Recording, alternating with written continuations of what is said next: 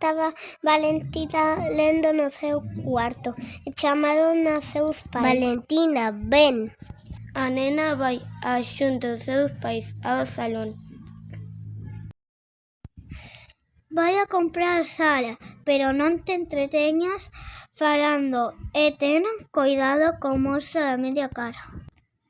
E así marcha para ir a comprar o sal. Valentina vai caminando pola rúa e atópase con Rodolfo.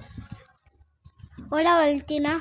Pero Valentina non di nada e segue camiñando. Despois atopase con Brais, que tamén lle fala.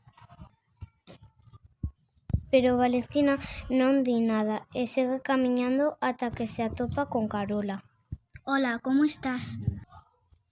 Pero Valentina non di nin unha palabra e segue camiñando ata que de repente son as campanadas das 8. Empeza a escurecer e a nena bota a correr, pero cando chega xa está pechando. Que horas son estas de chegar? Seguro que estabas dándolle a lingua por aí. Non, hoxe non dixen nada. Sega discutendo con tendeiro, pero ao final dalle ao sal. Gracias, tendeiro. Valentina empeza a camiñar e escoita uns pasos detrás dela. Pensa no monstro da media cara, asústase e empeza a correr. Por fin chega á súa casa.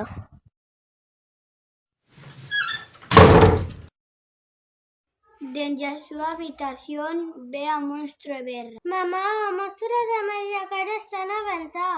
Cala, Valentina, que xa marchará. O monstro chega á habitación. Mamá, o monstro da media cara está dentro da casa. Cala, Valentina, que xa marchará. Non marcharé, que no teu carto estou. Valentina empeza a pegarlle coa almofada e falar con el. Pum, pum. O monstro cada vez faise máis e máis pequeno. Pum, Faise máis e máis pequeno. pum, pum. Finalmente quédase dormido. E colorín colorado, este conto está rematado.